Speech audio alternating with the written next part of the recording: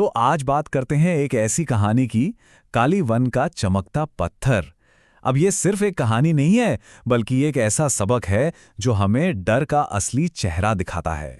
तो कहानी शुरू होती है एक घने बहुत ही रहस्यमय जंगल से।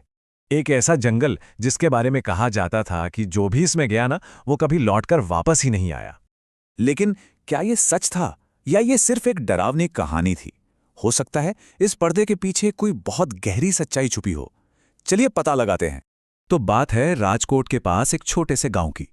ये गांव कालीवन नाम के घने जंगल के साए में बसा हुआ था, और इस जंगल का खौफ आप कह सकते हैं गांव के हर घर में, हर इंसान के दिल में था। असल में इस जंगल की जो डरावनी कहानियां थी ना, उन्होंने ही गांव वालों की जिंदगी को एक तरह से जकड़ रखा था।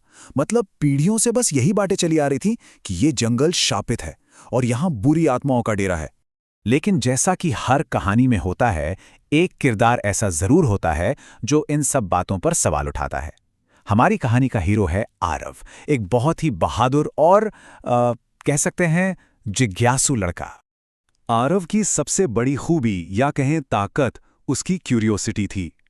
वो उन लोगों में से नहीं था जो सुनी सुनाई बातों पर बिना सबूत के यकीन कर ले। उसने तो बस ठान लिया था कि वो इस जंगल के रहस्य का सच जानकर ही दम लेगा। और फिर एक रात जब पूरा गांव गहरी नींद में था, आरव ने उस जंगल में कदम रख ही दिया।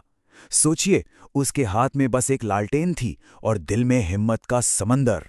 वो जैसे जैसे जंगल के अंदर जा रहा था ना, डर भी बढ़ता जा रहा था। पेड़ों की परछाइयां बिल्कुल किसी राक्षस जैसी लग रही थीं, अजीब अजीब सी आवाजें।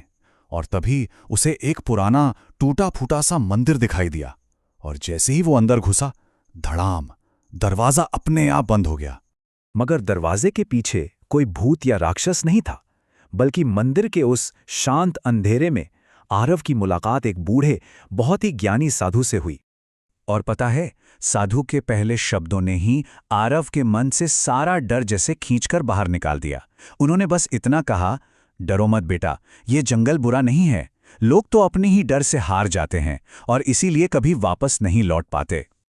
और यहीं कहानी का सबसे बड़ा मोड़ आता है। हमें समझ आता है कि लोग क्या मानते थे और असलियत क्या थी। जंगल का बुरा होना कोई सच्चाई थी ही नहीं, वो तो बस डर से पैदा हुआ एक वहम था और कुछ नहीं। साधु ने उसे और समझाया कि देखो, लोग जंगल की वजह से नहीं खोते, वो अपनी अंदरूनी हालत, अपने डर की वजह से खो जाते हैं। उनका डर ही है जो उन्हें रास्ता भटका देता है। फिर साधु ने आरव को तोहफे में एक चमकता हुआ पत्थर दिया। अब ये कोई जादुई पत्थर नहीं था, नहीं, ये तो उस हिम्मत और समझ का प्रतीक था जो किसी को भी अपने डर पर जीत हासिल करने के बाद मिलती है। और उसी पत्थर को हाथ में लिए आरव सुबह की पहली किरण के साथ गांव वापस लौट आया। अब जंगल का कोई भी अंधेरा, कोई भी परछाई उसे डरा नहीं सकती थी। क्यों? क्योंकि उसका रास्ता अब उसके मन के अंदर की रोशनी से साफ हो चुका था। जब गांव वालों ने आरव की पूरी कहानी सुनी ना, तो उनकी आंखें खुल गईं। उन्हें यह एहसास हो गया कि असली दुश्मन वो कालीवन नहीं, बल्कि उनके अपने ही मन के अंदर बैठा हुआ डर था। तो इस पूरी कहानी का जो निचोड़ है, वो हम 3 आसान स्टेप्स में समझ सकते हैं। पहला, अपने डर का सामना करो, उससे भागो मत। दूसरा, उस डर के पीछे की सच्चाई क्या है उसे जानने की कोशिश करो। और तीसरा और सबसे जरूरी, ये पहचानो कि असली ताकत कहीं बाहर नहीं, हमारे अंदर ही है।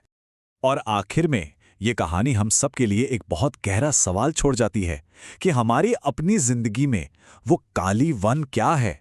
वो कौन सा ऐसा डर है जिसका सामना करने से हम हमेशा बचते रहते हैं?